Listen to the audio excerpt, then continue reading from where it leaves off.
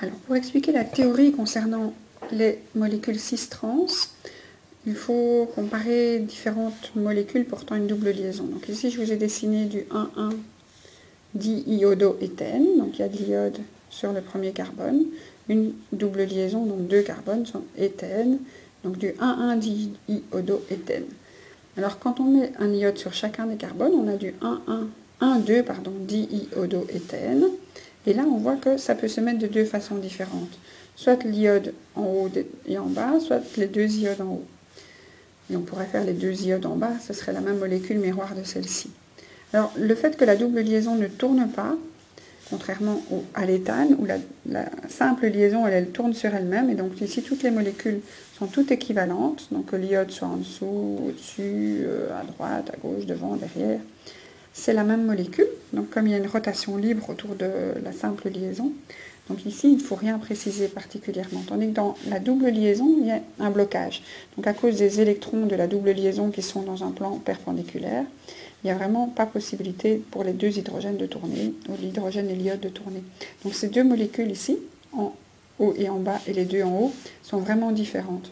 Et donc dans ce cas-là, c'est des molécules qui ont la même formule brute, donc il y a deux carbones, deux hydrogènes et deux iodes.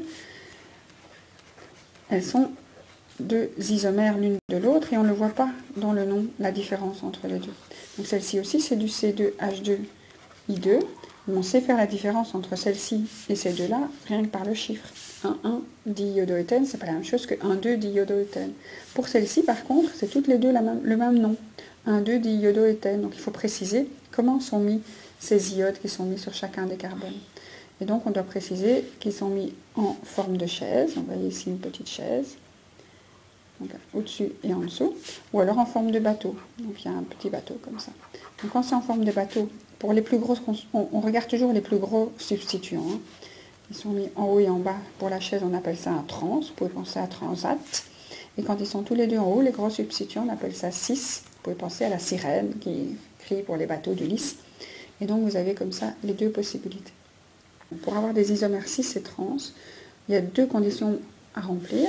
Donc la première des conditions, c'est le fait qu'il faut avoir une double liaison.